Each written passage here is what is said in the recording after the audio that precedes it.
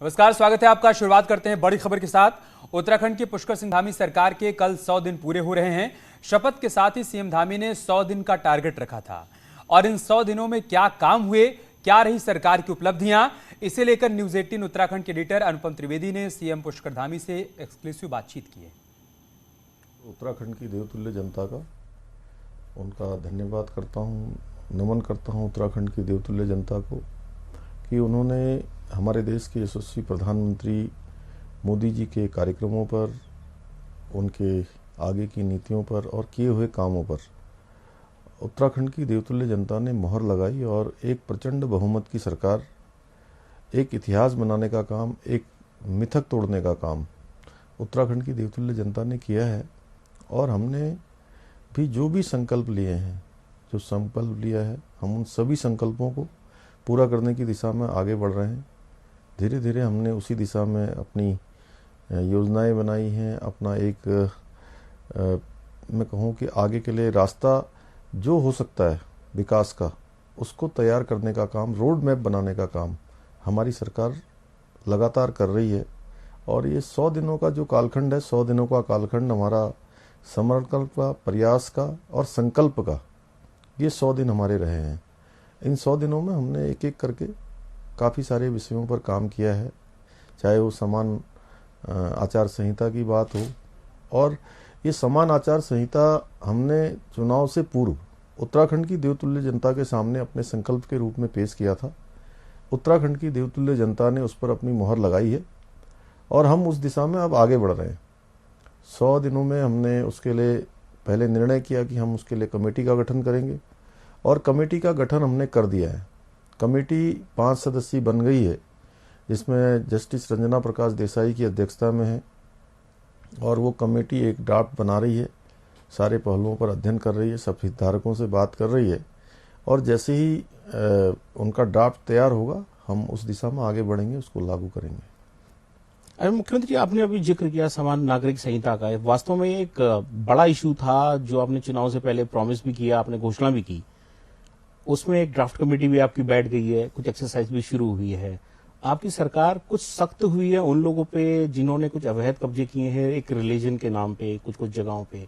आपने भू सुधार की दिशा में भी कुछ काम किए हैं, भू कानून बनाने की दिशा में भी काम किया है। ऐसे लोग जो बाहर से आ रहे हैं, कांग्रेस के अध्यक्ष हैं, उनका कहना था भाई एक धर्म विशेष को अगर हम देखेंगे तो हमारे धर्म विशेष पे भी उंगलियां उठेंगी, हमारे भी तो बहुत से इलीगल काम हैं समाज के। इस पे क्या प्रतिक्रिया आपकी?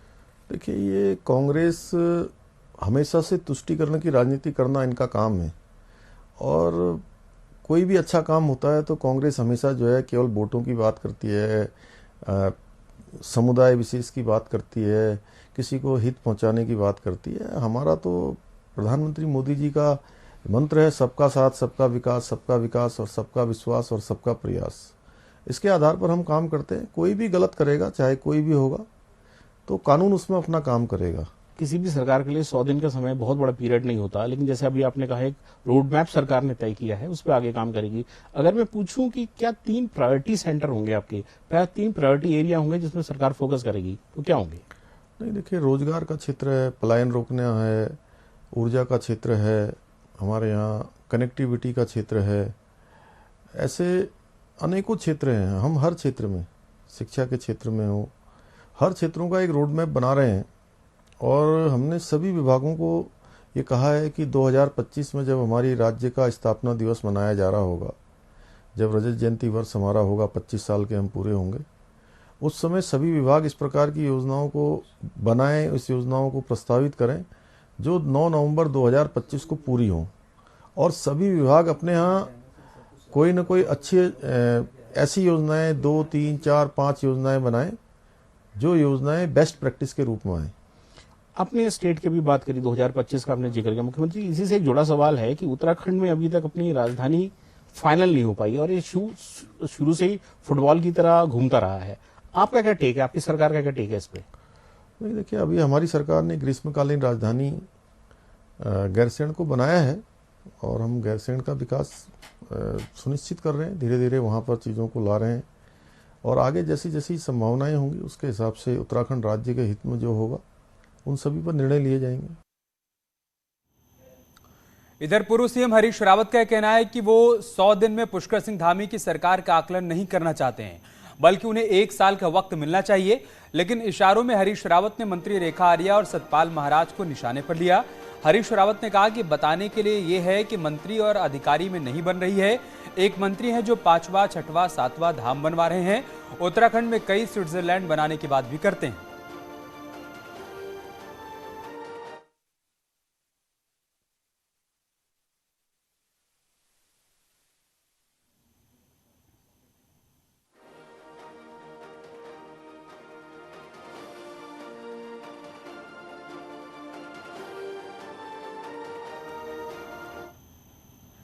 23 मार्च को शपथ लेने वाली धामी सरकार के गुरुवार को 100 दिन पूरे हो रहे हैं, जिस पर सरकार अपने 100 दिन के कामकाज का लेखा जोखा जनता के सामने रखेगी। इस बुकलेट का नाम होगा 100 दिन विकास के समर्पण और प्रयास के। धामी सरकार को गुरुवार यानी 30 जून को 100 दिन पूरे हो जाएंगे। सरकार अपने कहे अनुसार 100 दिन की इन उपलब्धियों और अपने कामकाज को जनता के सामने रखने जा रही है। सीएम आवास में आयोजित समारोह में सीएम पुष्कर सिंह धामी 100 दिन विकास के समर्पण और प्रयास के नाम से बुकलेट का विमोचन करेंगे, जिसमें सरकार की 100 दिन की उपलब्धियों का लेखा जोखा होगा। समारोह में कृषि एवं उद्यान विभाग की तरफ से विजन डॉक्यूमेंट जारी किया जाएगा। सीएम धामी चंपावत के टनकपुर और चमोली के गोपेश्वर के लिए 2 सैनिक विश्राम गृहों का शिलान्यास करेंगे। प्रधानमंत्री ग्रामीण आवास योजना के तहत लाभार्थियों को 5000 आवासों का आवंटन किया जाएगा। दीनदयाल उपाध्याय ग्रामीण कौशल विकास योजना के तहत 50 लाभार्थियों को नियुक्ति पत्र प्रदान किए जाएंगे। स्वास्थ्य विभाग की तरफ से कोरोनेशन हॉस्पिटल में आईसीयू यूनिट जनता को समर्पित की जाएगी। कल मेरे पास सैनिक कल्याण विभाग वहाँ पर है, उसमें हम कल 3 करोड़ 71 लाख की लागत से टनकपुर में और 2 करोड़ से अधिक की लागत से गोपेश्वर में एक सैनिक विश्राम गृह का निर्माण, उसका शिलान्यास मुख्यमंत्री के कार्यक्रमों द्वारा कल हम कराएंगे। और कृषि व उद्यान के विजन डॉक्यूमेंट का विमोचन कल मुख्यमंत्री के कार्यक्रमों द्वारा होगा। बीजेपी संगठन की तरफ से भी सांगठनिक रूप से प्रदेश के सभी 252 मंडलों में 100 दिन के इस जश्न को मनाने के निर्देश दिए गए हैं। सभी 252 मंडलों में गुरुवार को गोष्ठियां आयोजित कर सरकार की उपलब्धियों और भावी योजनाओं को जनता के सामने रखा जाएगा। सरकार के 100 दिन पूरे होने पर माननीय मुख्यमंत्री जी एक पुस्तिका का विमोचन करेंगे, जिसमें धामी जी की जो सरकार है उसके जो 100 दिनों में जो उन्होंने काम किए हैं उनका पूरा विस्तृत विवरण होगा। और संगठन की ओर से सभी मंडलों पर एक गोष्ठी का आयोजन होगा, एक छोटी सभा का आयोजन होगा। मंत्री सौरभ बहुगुणा इस मौके पर अपने प्रभारी जिले बागेश्वर में रहेंगे, तो मंत्री गणेश जोशी, प्रेमचंद अग्रवाल, रेखा आर्य, धन सिंह रावत, सुबोध उनियाल सीएम आवास में आयोजित कार्यक्रम में मौजूद रहेंगे। तो सभी विधायकों को अपने अपने क्षेत्रों में कार्यक्रम करने के भी निर्देश दिए गए हैं।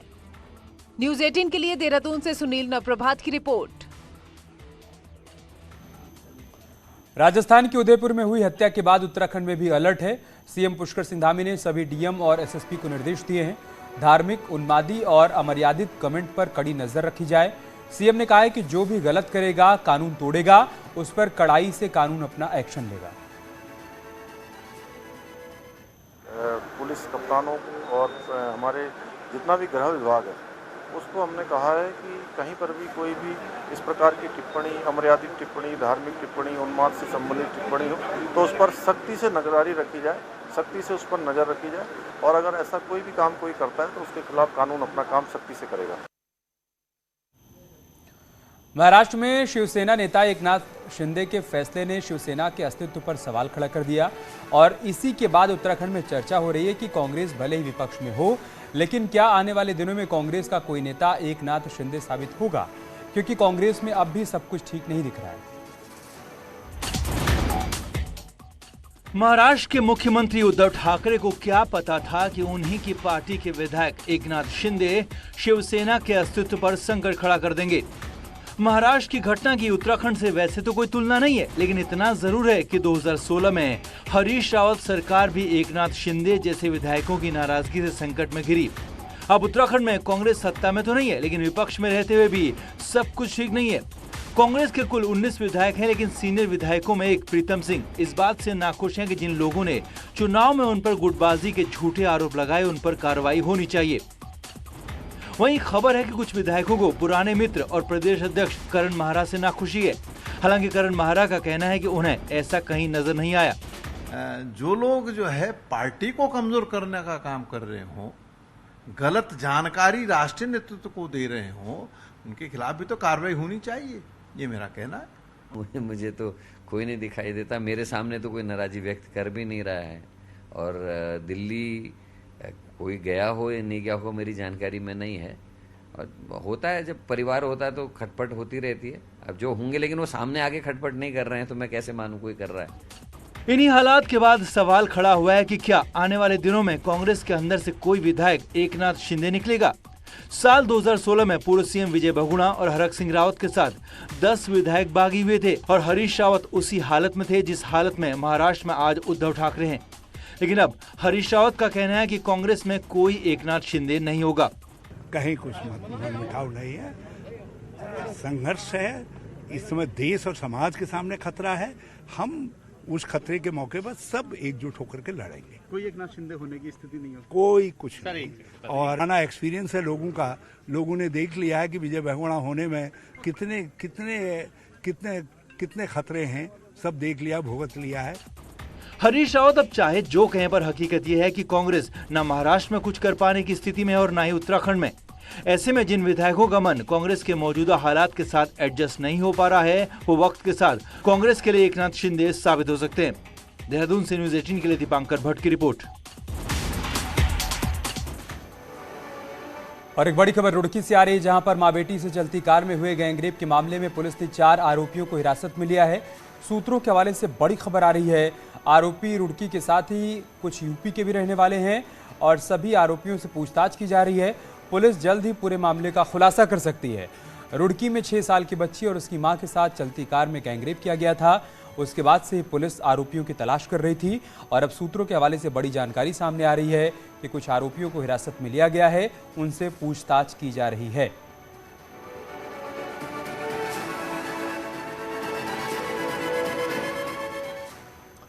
रुद्रप्रयाग में गौरीकुंड और सोनप्रयाग के बीच बारिश के चलते पहाड़ी टूटकर हाईवे पर आ गई। मुनकटिया में भी यही हादसा हुआ और मलबे की चपेट में यात्रियों से भरी गाड़ी आ गई। हादसे में एक शख्स की मौके पर मौत हो गई, जबकि 5 लोग घायल हो गए। ये गाड़ी गौरीकुंड से यात्रियों को सोनप्रयाग लेकर जा रही थी। खबर मिलने के बाद पहुंची रेस्क्यू टीम ने घायलों को अस्पताल में भर्ती करवाया।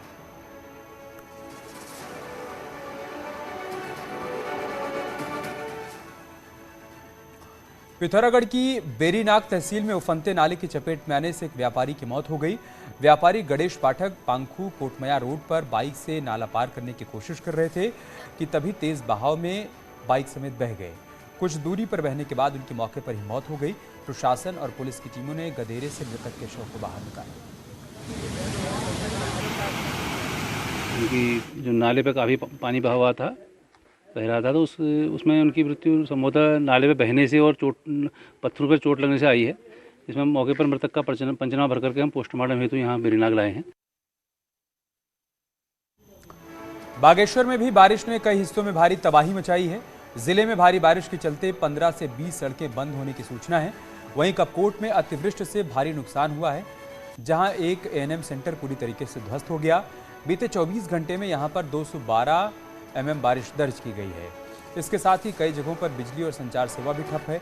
बारिश के चलते नदी नाले उफान पर है।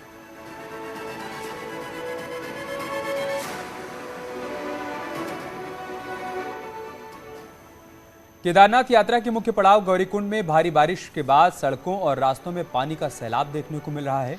मुख्य बाजार गौरीकुंड की सड़कें पानी से लबालब भर गई हैं। ऐसे में केदारनाथ जाने वाले तीर्थयात्रियों को दिक्कतों का सामना करना पड़ रहा है।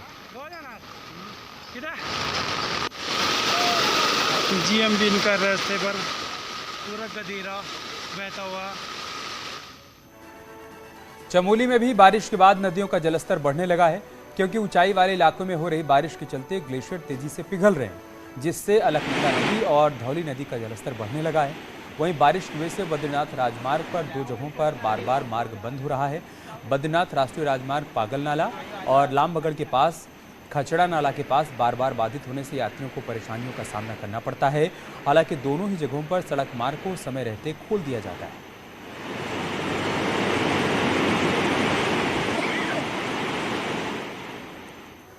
उत्तराखंड में मानसून सीजन की शुरुआत हो चुकी है और ऐसे में कहीं आपदा के हालात में नुकसान कम हो, रेस्क्यू और रिस्पांस टाइम कम हो और जनहानि ना हो, इसके निर्देश मुख्यमंत्री पुष्कर सिंह धामी की तरफ से दिए गए हैं।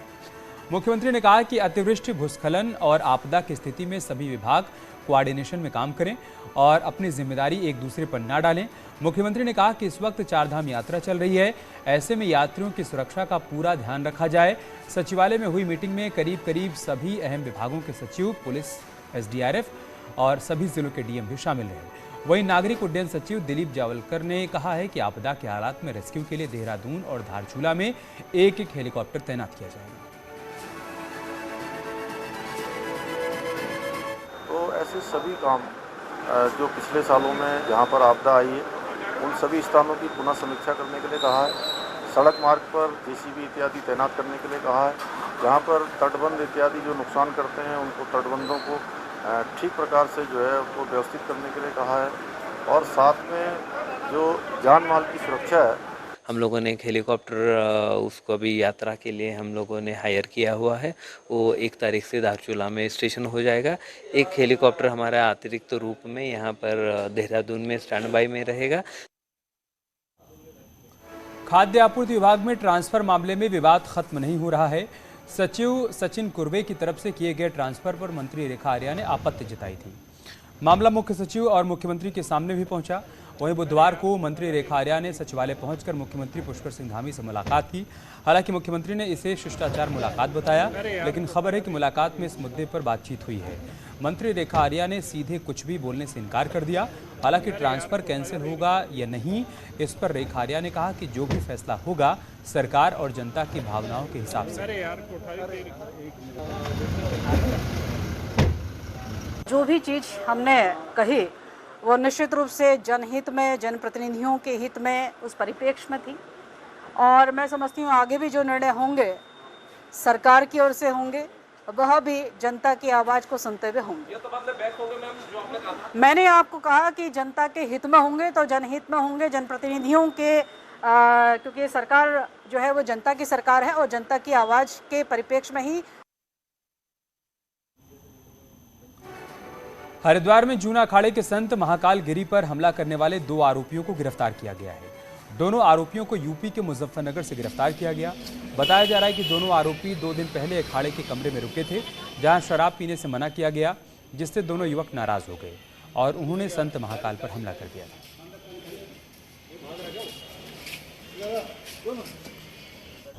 2 लड़के संदिग्ध के रूप में पहचान में आए, फिर रजिस्टर वगैरह से मिलान करने के बाद उनको मुजफ्फरनगर से गिरफ्तार किया गया है।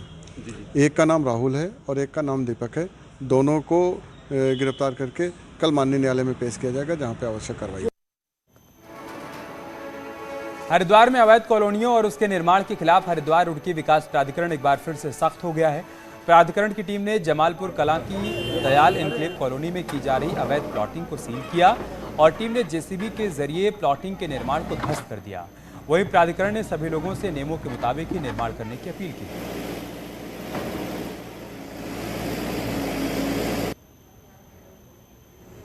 और ये बड़ा स्पष्ट संदेश है सभी यहाँ के स्थानीय लोगों को कि नियमानुसार अपना नक्शा पास कराएं। यदि मैप के पास होने में उनको कोई दिक्कत है तो मुझसे सीधे संपर्क कर सकते हैं। व्यवस्था को सरलीकृत करने का हर संभव प्रयास किया गया है। किसी स्टेज पर उन्हें कोई दिक्कत नहीं होगी, लेकिन अगर वो बिना मैप पास कराए और अनधिकृत निर्माण करते हैं तो इसका खामियाजा उन्हीं को भुगतना पड़ेगा और ये सीलिंग की कार्रवाई हमारी शीघ्र ही प्रारंभ। नैनीताल के शेरवुड स्कूल के प्रधानाचार्य अमनदीप सांधू, कर्मचारी रवि कुमार और सिस्टर पायल पॉल को नैनीताल CJM कोर्ट ने 2 साल की सजा सुनाई है। तीनों दोषियों पर 50-50 हज़ार रुपये का जुर्माना लगाया गया है। ये सजा नेपाली बच्चे की मौत के मामले में सुनाई गई है। हालांकि सजा 3 साल से कम होने पर कोर्ट ने उसी वक्त तीनों दोषियों को जमानत दे दी। दरअसल 2014 में नेपाल के छात्र शान प्रजापति की स्कूल में तबीयत खराब हो गई थी, लेकिन स्कूल प्रबंधन ने डॉक्टर को दिखाने के बजाय 2 दिनों तक बीमारी की हालत में स्कूल में ही रखा। और 2 दिन बाद हल्द्वानी के अस्पताल में उसको भर्ती किया गया। वहीं इस दौरान बच्चे की मौत हो गई थी। जांच में दोषी पाए जाने पर सजा सुनाई गई। भी बुला करके नहीं दिखाया उनको। उस केस में जो एविडेंस आई उसमें यह आया कि बॉम्बे हॉस्पिटल के डॉक्टर्स ने भी इस बात को माना कि इस बच्चे के इलाज में जो है देरी हुई है, अगर इसको टाइम पर अस्पताल में भर्ती किया जाता तो ये बच सकता था। तो एडीएम के स्तर से जो इंक्वायरी हुई उन सब चीज़ों में ये बात सामने आई कि स्कूल के इन तीनों जिम्मेदार लोगों की लापरवाही की वजह से इस बच्चे की मृत्यु हुई है। नवनियुक्त चीफ जस्टिस विपिन सांघी ने कार्यभार ग्रहण कर लिया है। कल देहरादून में शपथ के बाद आज चीफ जस्टिस विपिन सांघी नैनीताल पहुंचे, जहां स्टाफ और वकीलों ने उनका स्वागत किया। इस दौरान चीफ जस्टिस विपिन सांघी ने कहा कि उत्तराखंड हाईकोर्ट को मॉडल कोर्ट बनाने का उनका लक्ष्य है। यहां की जनता को न्याय के साथ उनके हक मिल पाएं। चीफ जस्टिस ने कहा कि कानून में जनता के लिए बहुत से अधिकार दिए गए। मैं अच्छे से अच्छा काम कर सकूं, जिससे यहाँ की जनता को न्याय मिले और जो उनके हक हैं, जो उनके फंडामेंटल राइट्स हैं, वो उनको पूरी तरह से मिल सकें। Right to life and liberty, उसको जिस तरह से सुप्रीम कोर्ट ने इंटरप्रेट किया है, उसकी जो व्याख्या की है, उसमें बहुत से राइट्स आते हैं। ग्राम्य विकास मंत्री गणेश जोशी ने बुधवार को स्वयं सहायता समूहों के बनाए गए उत्पादों की मार्केटिंग के लिए राज्य स्तरीय आउटलेट का उद्घाटन किया। ग्रामीण आजीविका मिशन के तहत देहरादून के रायपुर में खोले गए इस आउटलेट में प्रदेश के 39,000 से अधिक स्वयं सहायता समूहों के तैयार किए गए प्रोडक्ट मिलेंगे। ग्राम्य विकास मंत्री ने कहा कि स्वयं सहायता समूहों की आर्थिकी को मजबूत करने के लिए प्रदेश भर में ऐसे आउटलेट खोले जाएंगे।